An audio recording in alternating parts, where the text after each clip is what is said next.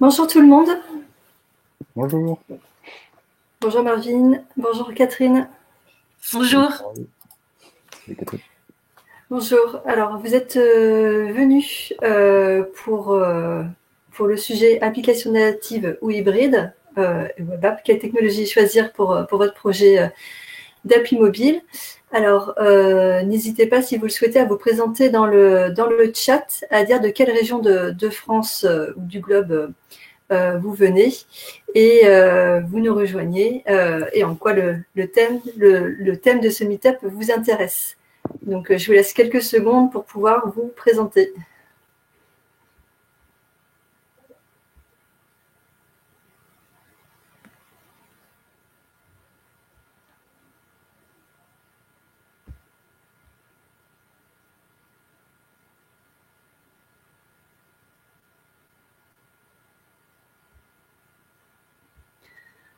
Donc, 30 inscrits aujourd'hui pour ce meet-up.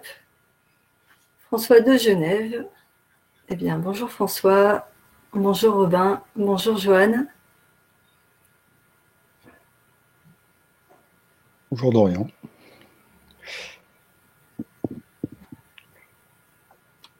La région bordelaise, vous connaît. Ah, ouais. Belgique où il neige. Il a commencé à neiger aussi ici à Vilnius. Et ça s'est arrêté.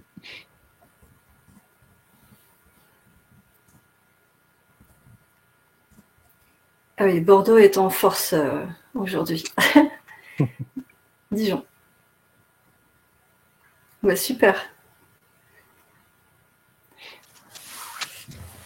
Marvin, je te laisse te présenter et je me présenterai après. Ok. Donc, bonjour à tous. Moi, je m'appelle Marvin et je suis ingénieur spécialisé dans le développement mobile. Je travaille essentiellement sur des technologies natives. C'est la majorité de la partie de mon travail, mais je connais quand même un petit peu le reste des technologies que l'on va présenter aujourd'hui. Donc, je te laisse la main, Carole. Oui, alors bonjour tout le monde.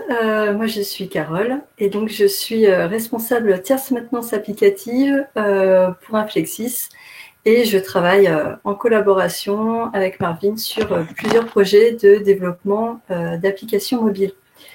Catherine, qui est avec nous, sera modératrice pendant toute cette séance.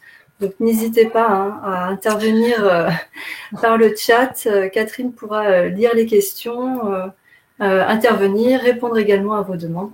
Voilà. L'idée, c'est que ce soit interactif. Alors, donc pour pouvoir vous présenter cette session, nous avons décidé d'aborder plusieurs thèmes. Donc, une partie très rapide sur qui sommes-nous, pourquoi est-ce que nous vous présentons aujourd'hui ce sujet, les différents marchés en fait des technologies, des stratégies différenciées, c'est-à-dire des cas concrets, donc pour mettre en application le choix de ces stratégies, et ensuite des questions pour pouvoir vous aider à choisir quelles sont les technologies qui conviendront à vos différents projets. Alors, tout d'abord, qui sommes-nous? Donc, nous travaillons pour la société Inflexis, qui est une société qui est spécialisée dans le développement d'applications mobiles et d'objets connectés depuis 10 ans sur la région de Bordeaux, à Mérignac. Et donc, nous sommes aujourd'hui un peu plus de 55 collaborateurs, donc avec des équipes techniques, design, qualité, projet, et puis un pôle commercial. Nous travaillons essentiellement donc, sur le développement des applications natives hybrides, et puis également sur la tierce maintenance applicative, donc tout ce qui est maintenance des applications. Alors, depuis plus de 10 ans maintenant, des clients nous font confiance, donc notamment sur le secteur de la banque et assurance, pour ne citer que les plus connus, Fortuneo, que vous connaissez certainement de nom, ou alors si vous êtes déjà sociétaire chez eux, Miliis, la société Veracash, qui est une entreprise bordelaise, voilà, avec qui nous travaillons depuis plus de 2 ans. Et puis, nous collaborons également avec des sociétés d'assurance, de l'industrie, du BTP.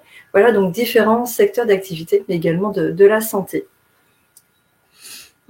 Alors, avant d'entrer dans le vif du sujet, on va vous proposer un quiz. Alors là, l'idée, c'est que vous puissiez donner vos réponses dans le chat et on va pouvoir échanger dessus. Alors, d'après vous, quel type d'application permet d'être visible sur les stores? Est-ce que c'est l'application native? Réponse A. Hybride? Réponse B. Cross-platform? Ou web app? Donc C et D. Il peut y avoir plusieurs choix possibles. Donc, on va vous laisser quelques secondes pour pouvoir répondre. Malheureusement, il n'y a pas de prix à la clé.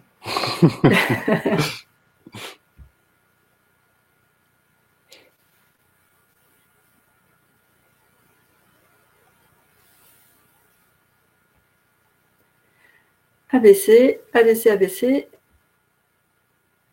Tout l'alphabet.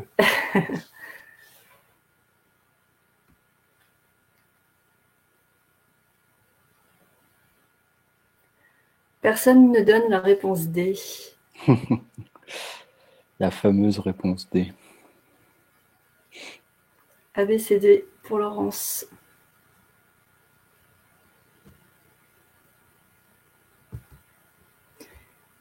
Alors, effectivement, il y a plusieurs réponses correctes, puisque les applications hybrides et cross-platform, donc la réponse B et C sont correctes, en fait, en fonction des briques natives sur lesquelles elles sont développées.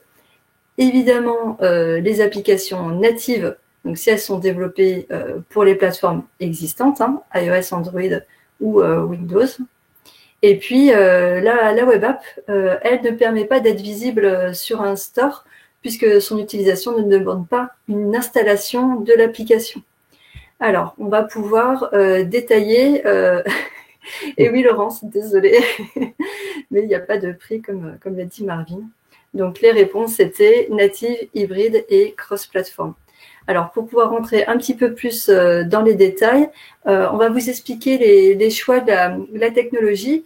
Ce choix est déterminant en fonction des projets d'application mobile que vous avez, que ce soit pour une refonte ou pour le développement, la création d'une application. En fait, le choix de la technologie doit tenir compte du contexte de l'utilisation, dans lequel vous allez devoir manipuler l'application, les objectifs de l'application. On ne prendra pas forcément les mêmes décisions s'il s'agit d'une application grand public, comme une banque, ou par exemple une application comme Le Monde ou Groupon, ou des applications qui sont plus spécifiques, je pense aux banques et assurances qui vont demander des technologies qui vont répondre justement à ces fonctionnalités qui sont spécifiques. Donc notamment le choix de la technologie va impacter de manière notable la performance de l'application, sa maintenance, sa scalabilité, l'expérience utilisateur, le budget nécessaire à la conception de l'application et puis sa pérennité. Voilà. Alors, on peut dire que le choix de la technologie va structurer le projet, sachant qu'il n'est pas impossible de passer d'une technologie à une autre pour certaines applications. Certaines l'ont fait et on le verra un petit peu plus loin dans la présentation. Maintenant, je laisse la parole à Marvin pour vous expliquer les différentes technologies existantes. Bon, du coup, les technologies donc purement mobiles, donc ce sont les applis natives que vous connaissez peut-être. Donc c'est celles qui sont développées. Donc ce qu'on entend par appli native, c'est celles qui sont développées avec des outils du coup fournis nativement par donc ceux qui sont propriétaires des différentes plateformes. Donc pour Android, Google met à disposition donc Android Studio et on peut développer sur Android Studio avec le SDK Android dans des langages tels que Java et Kotlin. Pour iOS, on va utiliser donc la plateforme Xcode, l'environnement de développement Xcode, avec des SDK donc spécifiques pour iOS, avec les langages de programmation, donc Objective-C ou Swift.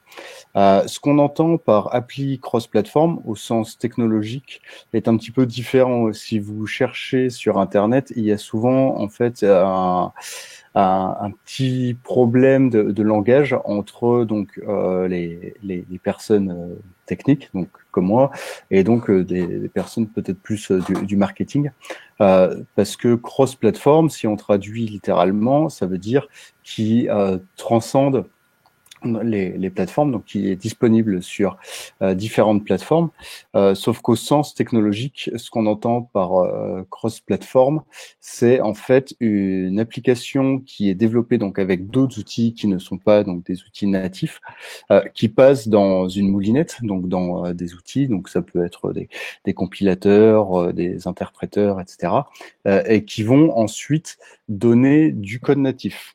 C'est ça qu'on entend pour les techs par appli cross-platform.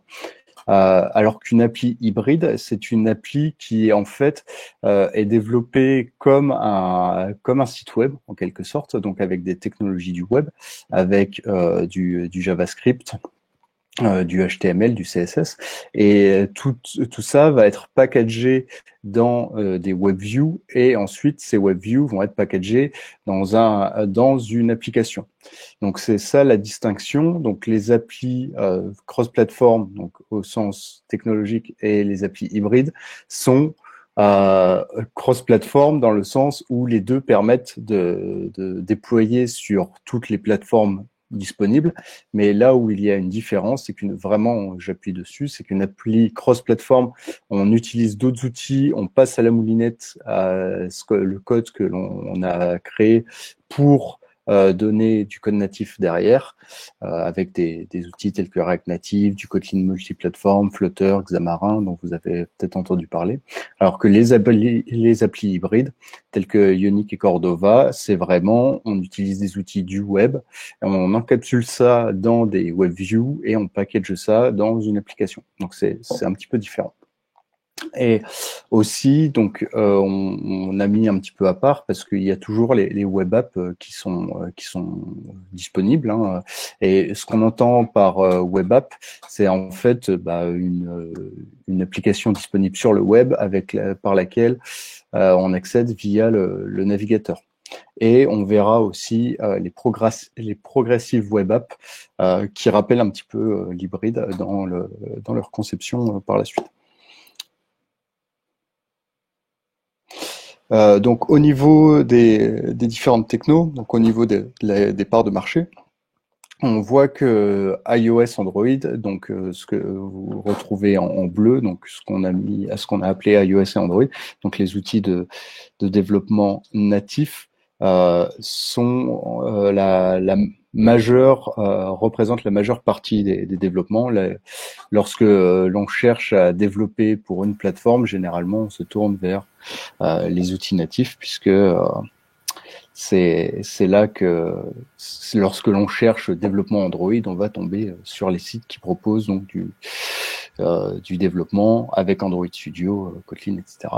Donc c'est quand même ça qui représente la majeure partie des développements. On voit que le cross-platform est en train d'augmenter. On verra les raisons du pourquoi, du comment, avec donc React Native, Flutter et Xamarin qui prennent donc un petit tiers du camembert. Les technos hybrides qui étaient à la mode il y a quelques années commencent à s'effacer de plus en plus, et donc les raisons pour lesquelles elles s'effacent, on les verra aussi par la suite, puisqu'on va commencer à rentrer dans le détail. Et comme le disait Catherine, si vous avez des questions, n'hésitez pas. Je vois d'ailleurs qu'il y a un onglet questions, donc n'hésitez pas. Alors, pour pouvoir mettre en application en fait les différentes technologies, nous avons souhaité vous présenter des exemples concrets dans lesquels sont détaillés des critères donc, que nous avons classés. ce qui vous permettra ensuite de pouvoir comparer les technologies natives, hybrides et cross-platform. Puisque chaque technologie a son avantage et chacun peut avoir ses raisons de choisir telle technologie ou une autre. Donc, les 5 points sur lesquels on s'est appuyé sont des points purement métier purement métier dans le sens des métiers du digital, c'est-à-dire des développements, plutôt que des points un peu plus market, pour la simple et bonne raison que étant donné que c'est les développeurs généralement qui mettent en place l'application, on estime que c'est ce qui peut avoir le plus de valeur et qui peuvent aussi driver justement cette perspective market. Donc, ces 5 indicateurs, donc il y a les performances, donc c'est lorsque le code s'exécute donc sur un terminal mobile, que ce soit un smartphone, une tablette, Android, iOS ou éventuellement Windows, même si leur usage mobile n'est plus trop présent. Donc, ce qu'on entend par performance, c'est comment est-ce que l'application va tourner, si je puis me permettre. C'est-à-dire comment, lorsque vous allez utiliser l'application, est-ce qu'il va y avoir des ralentissements, est-ce que ça va être fluide. Donc, c'est ça qu'on entend au sens de performance. La communauté, c'est tout ce qui tourne autour donc de ces technologies-là, donc la communauté de développeurs qui mettent en place des outils, des librairies, tout un tas des ressources pour être facilement prendre en main ces technologies-là et pour permettre d'utiliser, au lieu de réinventer la roue, au lieu de recréer une librairie pour charger des images, par exemple, de façon asynchrone, on peut se tourner vers la communauté pour ça. Ce qu'on entend par mutualisation des compétences, donc c'est si jamais on a un développeur qui est spécialisé sur une plateforme. Donc, on parle essentiellement, au jour d'aujourd'hui, Android et iOS, c'est quand même eux les acteurs principaux du marché, même s'il y a d'autres OS mobiles, mais essentiellement Android et iOS. Comment est-ce qu'un développeur Android peut facilement faire du développement iOS ou vice-versa. La pérennité, donc c'est la pérennité des technologies mises en place. Est-ce que c'est une technologie qui, au bout de 3 ans, n'est plus du tout supportée et du coup, on est obligé de passer à autre chose, ou est-ce que c'est une technologie qui, sur la durée, est là pour rester. Et enfin, donc l'expérience utilisateur, donc ça c'est au niveau de l'interface et donc de l'expérience, l'UX. C'est est-ce que lorsque l'on va utiliser donc les différentes technologies, est-ce que un utilisateur va retrouver l'expérience qu'il a l'habitude d'utiliser, même si c'est un petit peu moins vrai aujourd'hui. Il y a quand même des spécificités entre Android et iOS, et donc un utilisateur qui a l'habitude d'utiliser son terminal Android ou son terminal iOS, il a des automatismes qu'il aime retrouver quand il utilise les applications sur ces plateformes.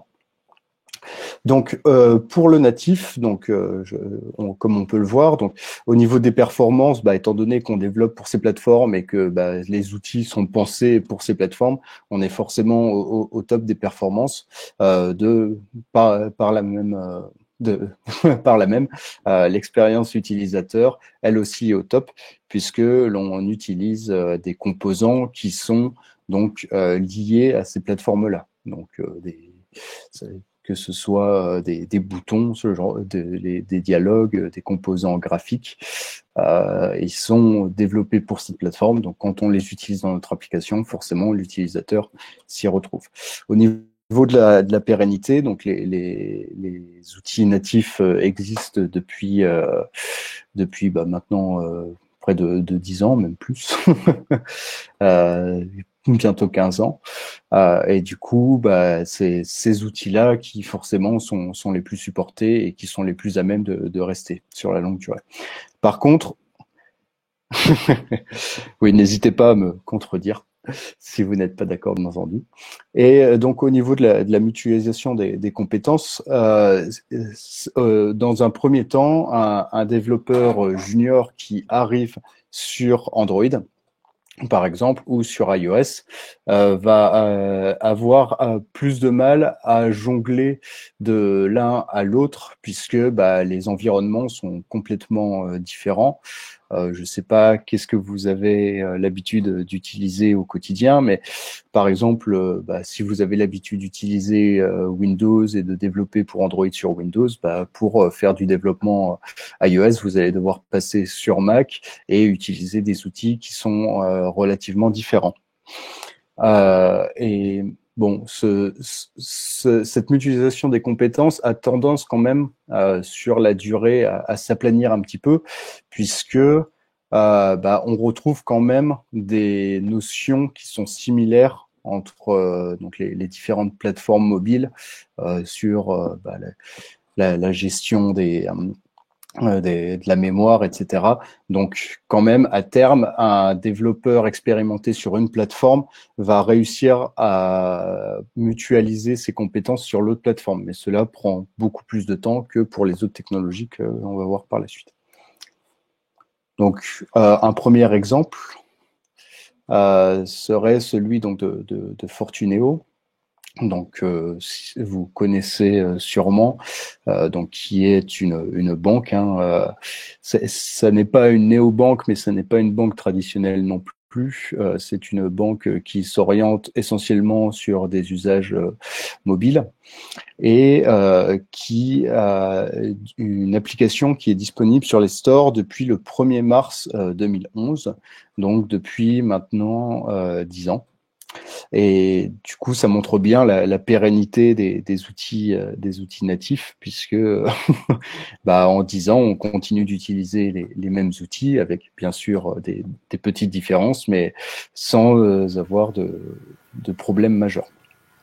Et le choix du natif, pourquoi est-ce que Fortuneo a fait le choix du natif? Donc, premièrement, pour des raisons historiques, puisque il y a 10 ans, il n'y avait que ça, mais ils ont continué d'utiliser le natif au lieu de migrer sur une autre technologie, parce qu'ils s'appuient sur une stratégie haut de gamme, c'est-à-dire qu'ils recherchent en fait des clients qui sont là pour rester. Donc, ils veulent pas en fait d'une application où les clients vont être découragés et vont immédiatement se tourner vers quelqu'un d'autre au bout d'un an, 2 ans. Non, eux, ce qu'ils cherchent, c'est avoir des clients qui restent. Donc, ils essaient de proposer une expérience haut de gamme. Je passe la main à Carole pour un autre exemple d'une autre boîte qui a fait le choix du natif. Oui, avec la société Veracache, qui est une application donc également développée en application en iOS et en Android. Donc c'est une application dont nous avons la maintenance, au même titre que Fortuneo, sur du développement d'évolution et puis la maintenance corrective applicative, voilà, depuis 2 ans. Donc en fait, le fait d'avoir choisi des évolutions et la maintenance ont permis d'augmenter le nombre d'utilisateurs et puis d'accroître les avis sur les stores. D'ailleurs, à ce sujet, si le cas vous intéresse, sur notre site internet, vous pouvez retrouver le témoignage client de Veracache qui explique en fait quelle a été la démarche pour Veracache de choisir la société, qu'est-ce qui a été mis en place et quels sont les résultats satisfaisants.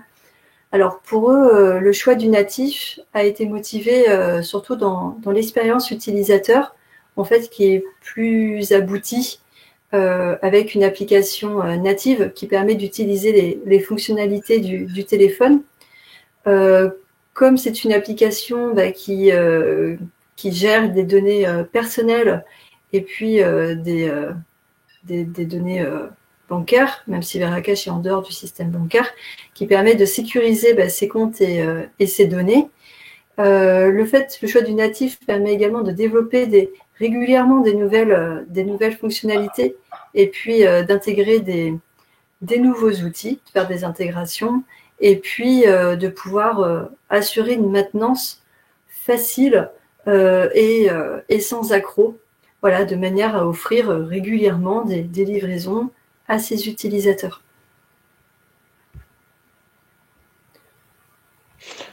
Donc voilà, donc ça c'était le natif. On fera un petit résumé en fin de meet-up. Donc sur ce qui a pu motiver donc certaines entreprises à choisir le natif. Donc le cross-platform, oui, pas de question sur le natif en effet. Je vais peut-être un peu trop vite.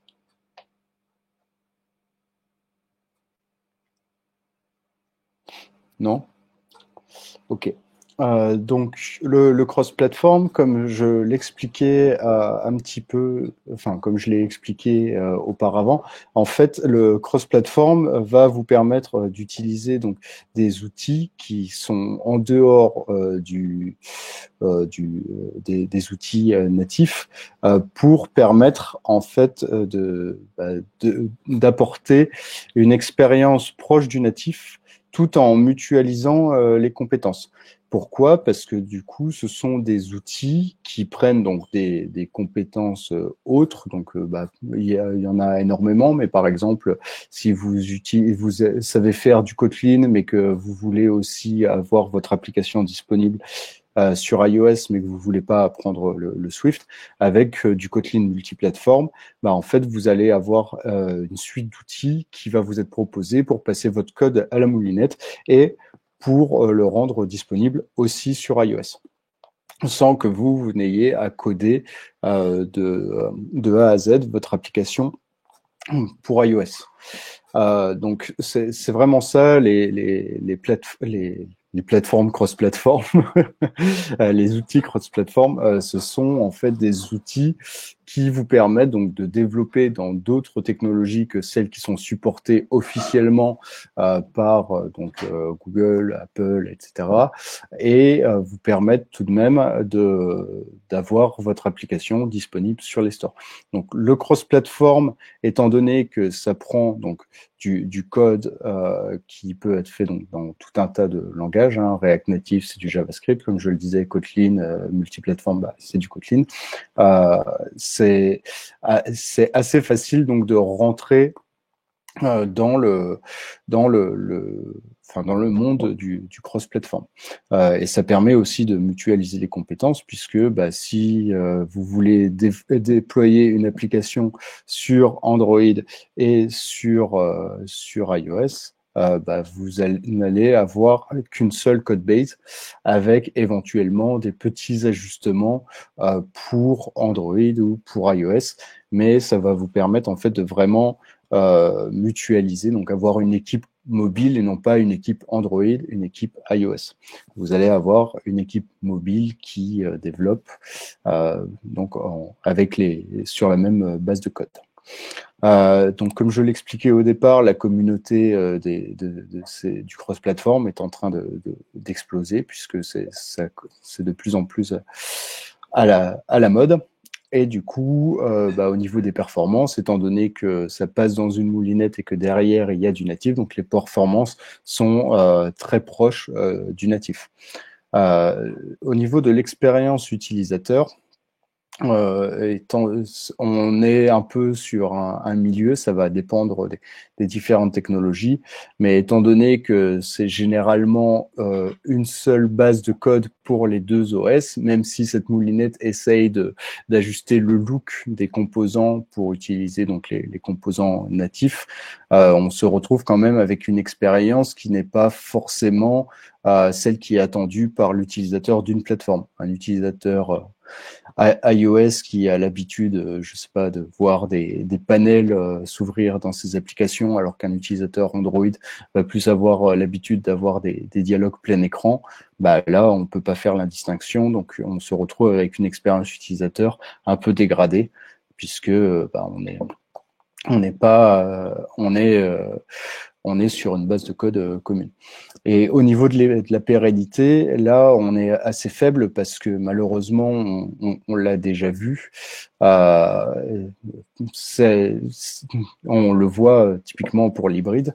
Ce sont des outils qui, étant donné qu'ils sont externes aux outils officiels, et déjà ça prend un peu de temps lorsque des nouveaux outils sortent en natif pour ces outils cross-platform à rattraper le natif, mais aussi on n'est pas à l'abri que ceux qui ont développé donc les outils cross-platform abandonnent complètement le projet. Ça c'est déjà vu auparavant. Et dans ce cas-là, on n'a pas le choix, on est obligé de repasser sur autre chose. Et généralement, les entreprises qui se retrouvent dans ce cas-là, repassent sur du natif, puisque comme on l'a expliqué, le natif au moins est obligé en quelque sorte d'être supporté. Sinon, ça veut dire que Google et Apple vont perdre 50% des applications sur le store. Donc, quelques exemples d'applications cross-platform. On a par exemple Alibaba, le site de e-commerce chinois, Google Ads, Facebook et Uber Eats. Quel est l'usage du cross-platform? C'est vrai qu'on n'en a pas parlé pour le natif. L'usage du natif, généralement, c'est à peu près tout. Mais généralement, comme on l'a pu le citer, si l'on fait du natif, c'est parce que l'on veut utiliser les technologies, les composants du téléphone dans leur intégralité, la sécurité, etc. Alors que lorsque l'on va développer une application cross-platform, on se fiche un petit peu d'avoir une expérience qui est vraiment faite pour un utilisateur iOS Android. Ce qu'on veut, c'est qu'il utilise notre produit et pas qu'il utilise la plateforme. C'est ça la petite différence. Un autre exemple, c'est Petit Bambou. Je vais laisser Carole en parler, qui est très zen.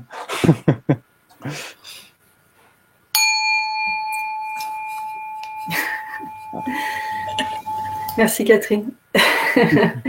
Donc effectivement, Petit Bambou, qui est une application que vous connaissez certainement, une application de méditation qui vous permet de pouvoir consulter du contenu audio facilement et de manière très ergonomique avec un UX et un UI qui est vraiment dans l'air du temps. Il n'y a pas de grosses fonctionnalités qui nécessitent un usage natif. C'est juste de la consultation et de la bibliothèque de données avec un historique de consultation et notamment un envoi de notifications. Donc, on retrouve également des fonctionnalités des applications natives. Alors, je regarde les questions. Excellent. Oui, vous aurez une copie des diapos. Aucun souci. Je ne sais pas s'il y aura le son avec. Donc, vous pourrez vous télécharger l'application. Marvin, je te relaisse la main. Je ne sais pas s'il y a des questions sur donc le cross-platform avant d'attaquer l'hybride.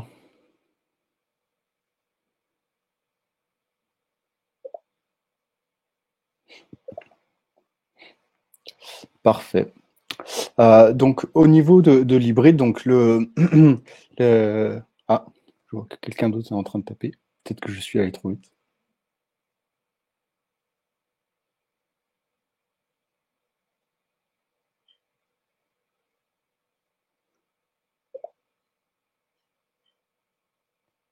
Non, nous n'avons pas développé la Petit Bambou.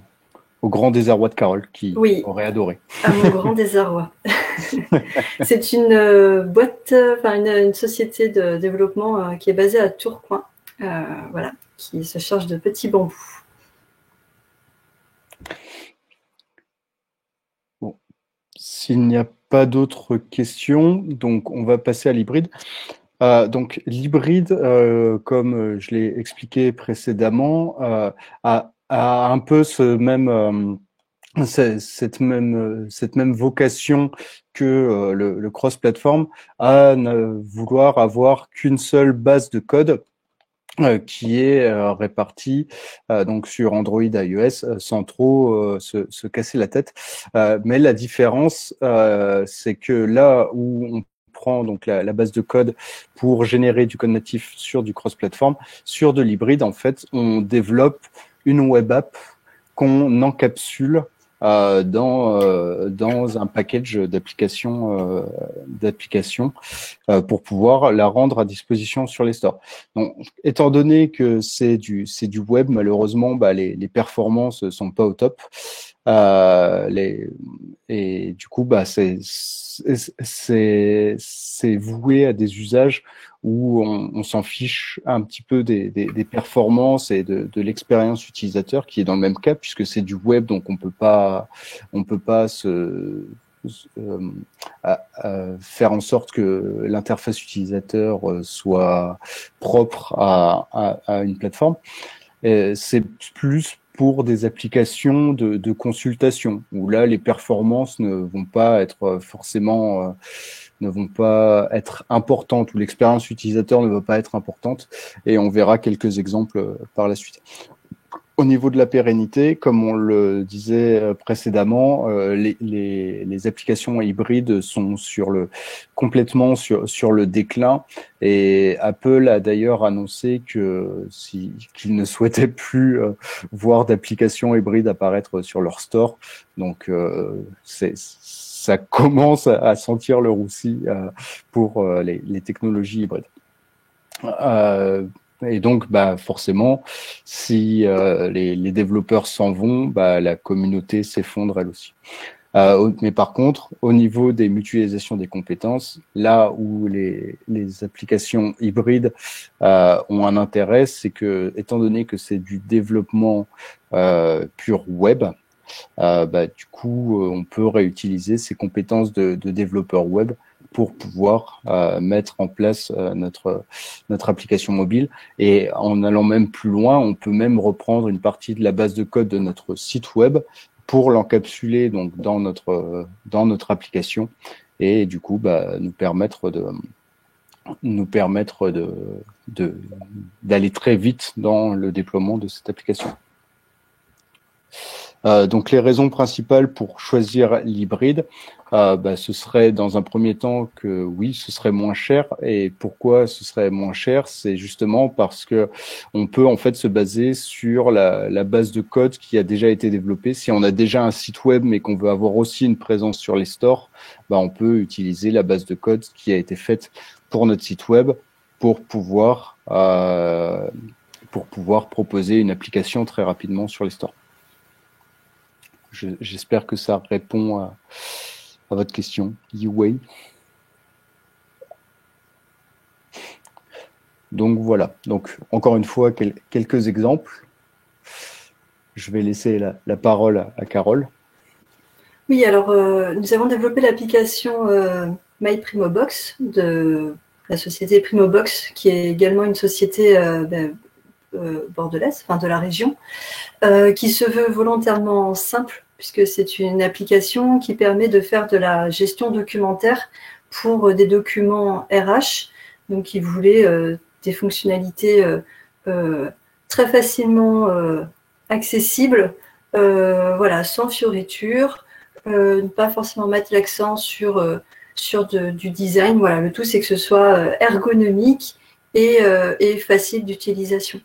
Donc c'est une application que nous avons depuis plus de 2 ans, et qui a permis de pouvoir développer rapidement une application et de répondre rapidement à la demande dans des coûts, ce que Marvin vient de le dire, qui sont moindres par rapport à une application native, par exemple. Voilà. Donc pourquoi l'hybride pour Primobox? C'était surtout pour des fonctionnalités de gestion de consultation, pas plus que ça.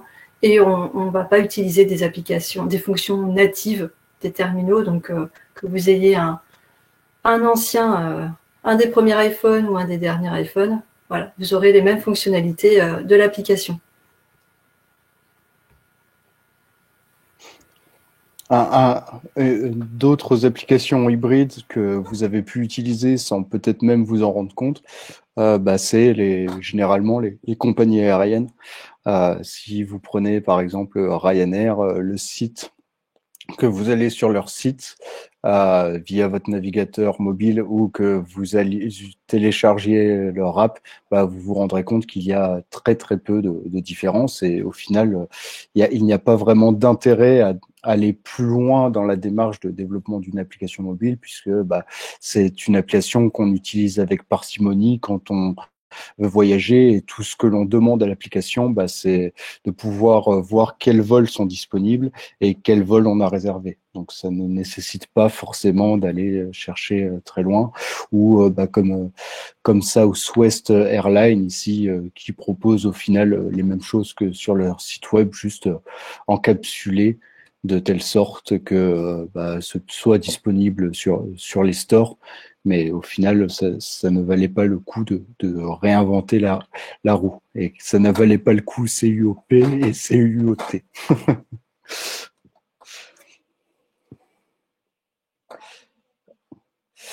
On en a parlé, c'est un petit peu à part, c'est un petit peu à part, mais on peut aussi, si on veut être présent sur les terminaux mobiles, et il n'y a pas il y a un intérêt peut-être à se poser la question de juste développer une web app, un site web, sans avoir à devoir développer une application mobile.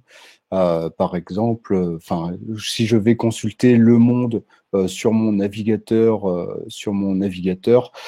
c'est ça a du sens quoi. J'ai pas forcément besoin, si je ne suis pas un lecteur avide de Le Monde, je n'ai pas besoin de télécharger l'application et faire en sorte que son site web, son site mobile soit quand même adapté à une utilisation mobile, ça peut valoir le coup plutôt que d'essayer d'aller créer une application mobile alors que l'usage majoritaire est sur le web. Les avantages, c'est que c'est un site web, donc les compétences sont assez répandues et du coup, bah, voilà. Les seuls inconvénients par rapport ça, c'est que en utilisant une web app, c'est que forcément le contenu n'est pas disponible hors ligne. Là où vous pouvez définir une stratégie de contenu hors ligne avec une application mobile avec un site web, si vous n'avez pas accès à Internet, vous n'aurez pas accès à votre contenu hors ligne. Et du coup, encore une fois, l'affichage, l'expérience utilisateur sera une expérience web et donc très différente de celle que les utilisateurs ont l'habitude d'utiliser. Je vois que François est en train de taper.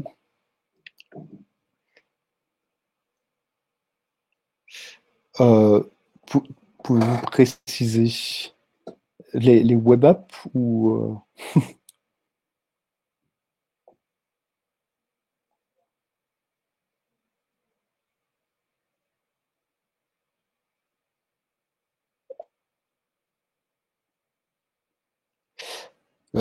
oui, c'est sûr. Alors justement, c'est la question à se poser.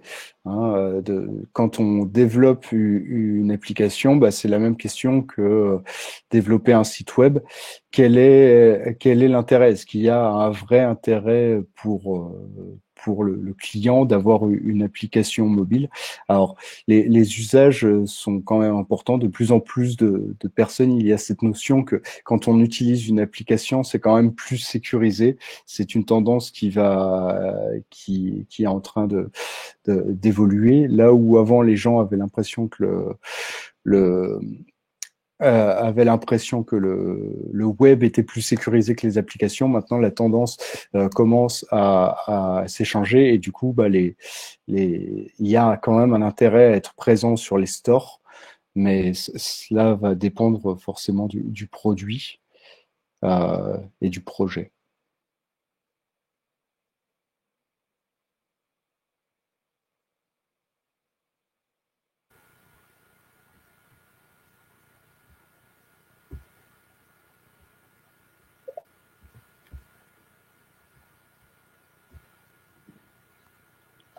c'est débattable.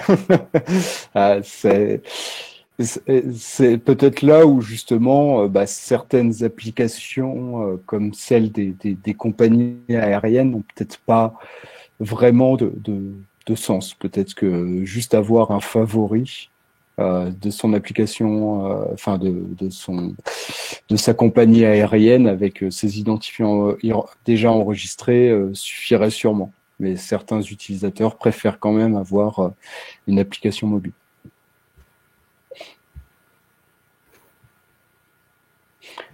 Donc voilà. Bon, on va quand même parler d'un petit complément.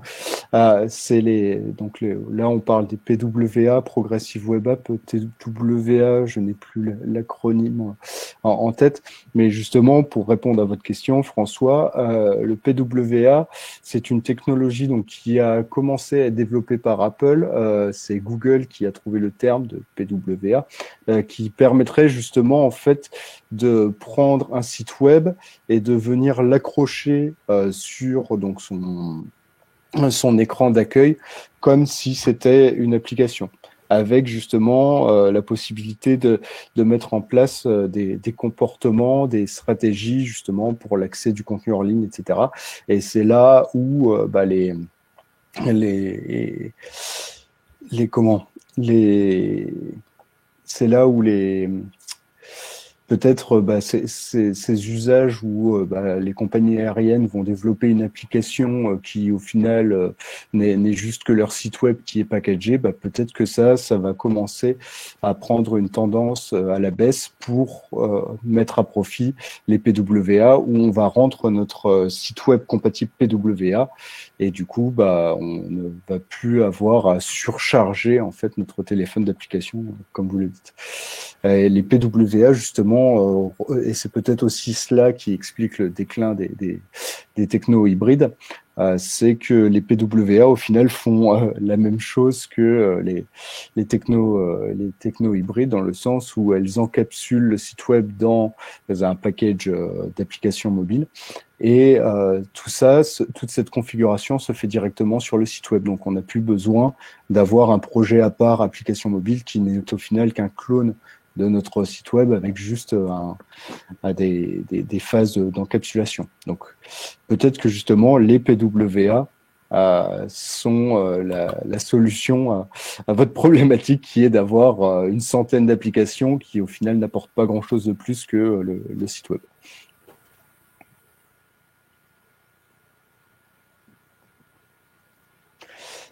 Et du coup, pour terminer un petit peu sur le sujet, on voulait aussi parler donc de projets qui ont fait la bascule.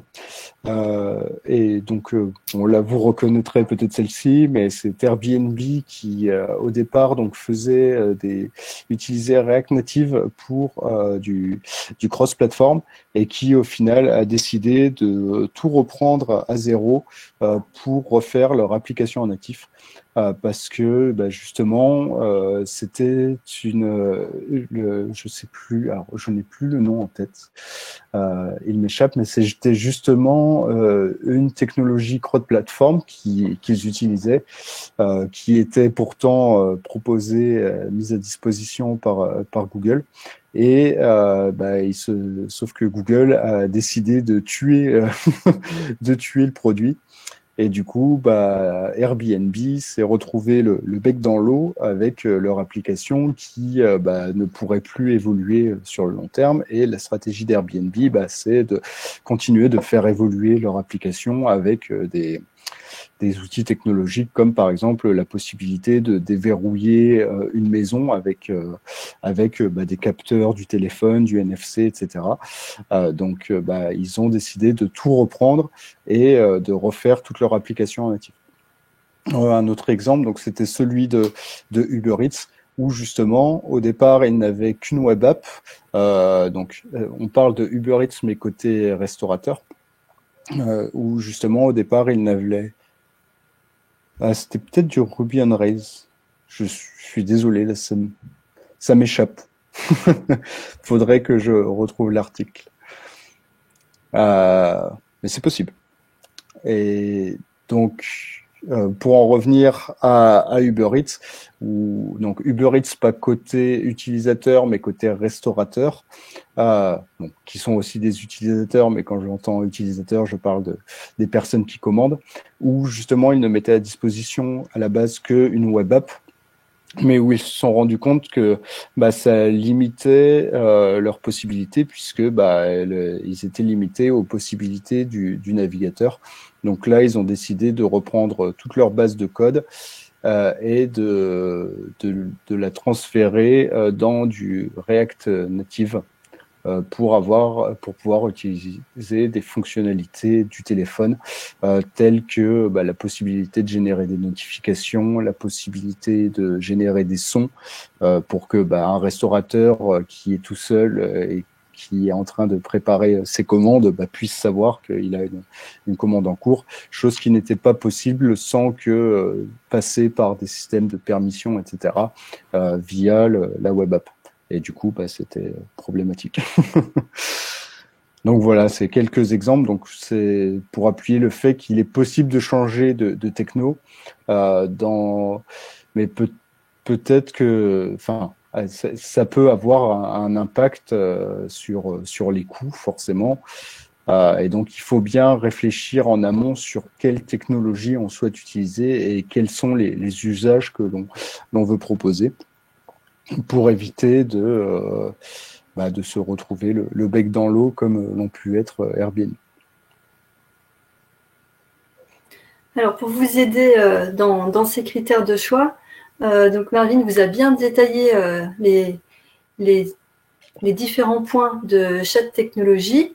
Donc, on peut voir que chacune a ses avantages et puis d'autres ses contraintes.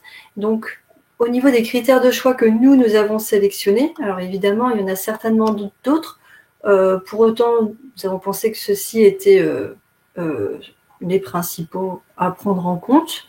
Donc, au niveau de l'usage, c'est la nécessité d'interaction, c'est une forte nécessité d'interaction ou de rapidité.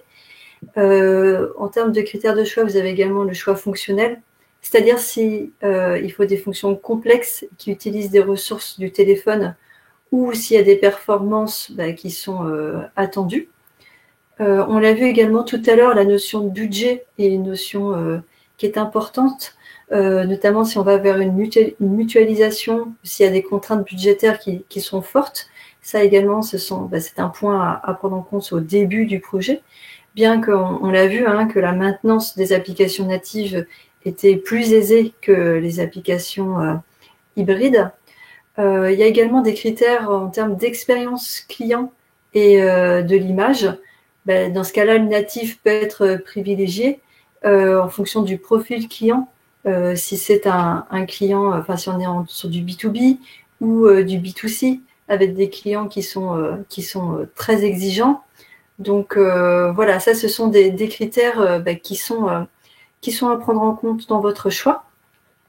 Alors, pour vous aider à comment faire le bon choix, c'est le choix qui vous conviendra par rapport à votre projet.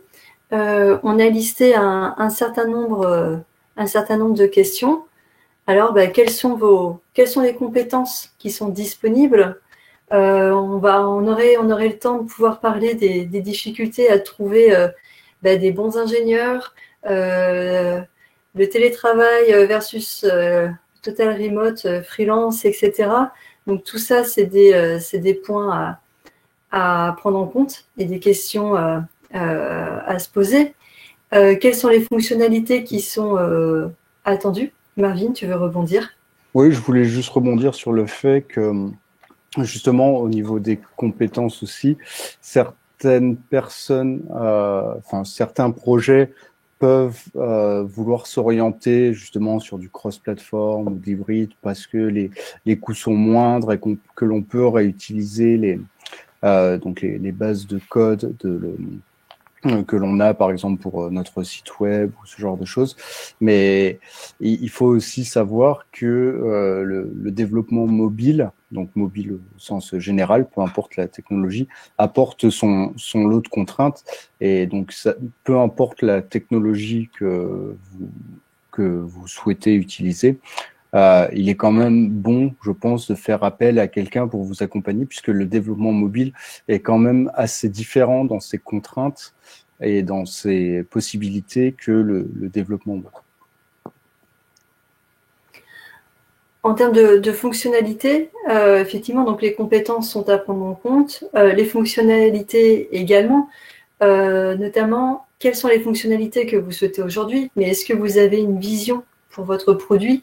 Est-ce que vous savez vers quoi vous allez tendre? Si vous allez vouloir suivre les nouvelles fonctionnalités des nouveaux téléphones, des nouveaux smartphones, dans ce cas-là, les applications natives seront plus appropriées de manière à pouvoir exploiter pleinement ces fonctionnalités. Si finalement votre produit n'est pas voué à évoluer ou avec des évolutions mineures, dans ce cas-là, pourquoi pas partir sur des technologies cross-platform ou hybrides. Voilà, donc ça, c'est des questions qui sont à se poser dès le début, puisque comme on l'a vu, après, changer de technologie est possible, mais coûteux, compliqué. Est-ce que vous avez des versions web qui sont existantes? Quelle est l'importance qui est accordée à l'expérience utilisateur? Quel est votre budget? Voilà, ici, on peut faire allusion à d'autres solutions, WPA, no-code, low-code, etc. Éventuellement, pour les positionner par rapport à ce dont on vient de parler, ou bien on attend de voir si vous avez des questions justement à vous poser à ce sujet. Donc, n'hésitez pas, c'est à vous. Si vous souhaitez rebondir sur ce sujet, nous sommes là, Marvin est là pour répondre à vos questions.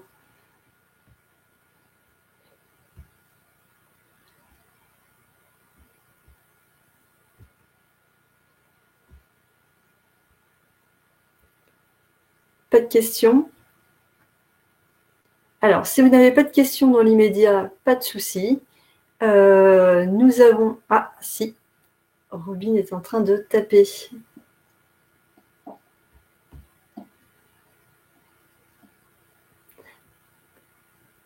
Nicolas, pas de questions pour ma part. Alors, si jamais vous n'avez pas de questions, mais que d'autres interrogations viennent, vous savez que vous pouvez nous contacter directement sur les réseaux sociaux. Vous allez également... Top session. Merci Laurence. Merci. Vous pouvez découvrir d'autres contenus qui sont relatifs à la mise en œuvre d'applications mobiles ou de solutions digitales. Vous allez retrouver ces informations sur notre blog. On a également une chaîne YouTube sur laquelle on diffuse pas mal de vidéos sur des sujets de design thinking, des sujets projets, des sujets un peu plus techno. Donc voilà, on essaye de varier les sujets. Et puis vous avez également des prochains événements qui sont publiés. Ah, une idée, François, une idée de l'évolution de ces technologies.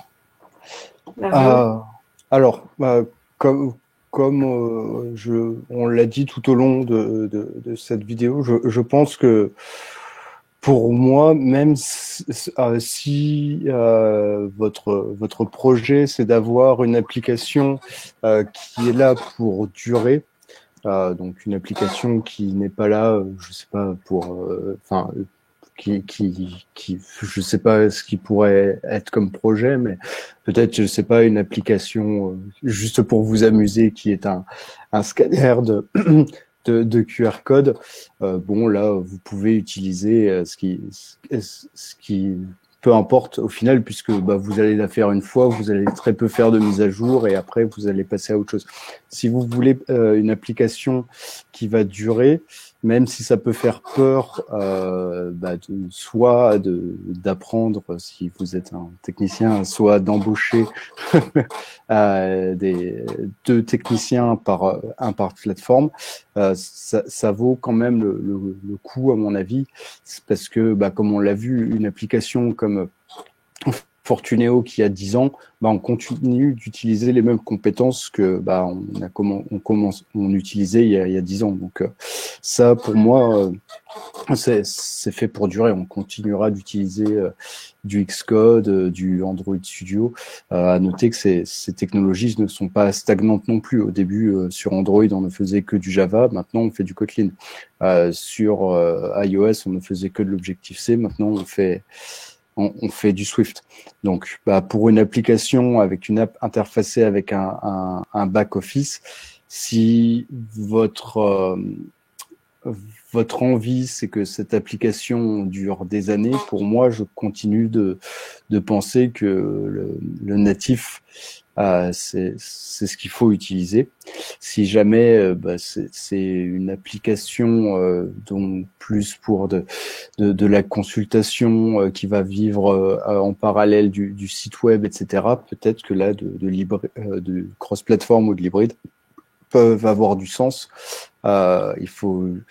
La seule chose, c'est que on a déjà vu des gros projets comme GWT qui étaient portés par Google et qui, au final, ont été abandonnés. Et ça, c'est un risque qu'il faut être prêt à prendre.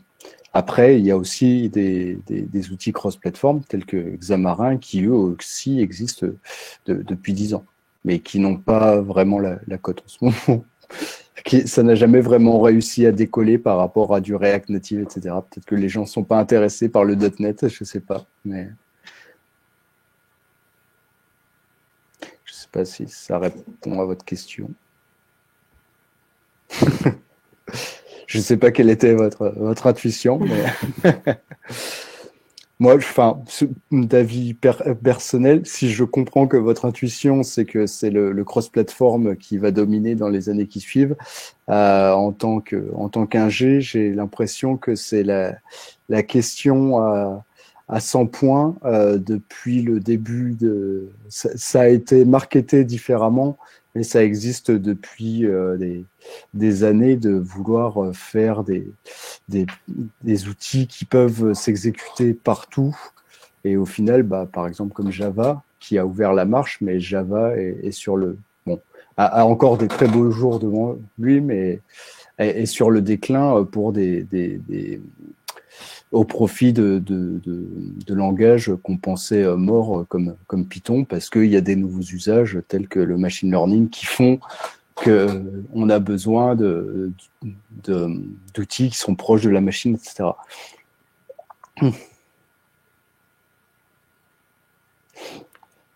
Peut-être. Là, c'est à voir. Je sais pas. Pour le moment, je continue de penser il restera des usages. On avait prédit la mort du PC quand les smartphones sont arrivés, mais les gens aiment encore leur PC.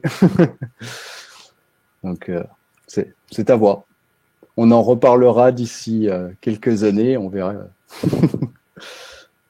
ce qui se sera passé, parce que je pense qu'il y aura encore de belles choses à découvrir. On va fermer la session, sauf si vous avez encore d'autres remarques.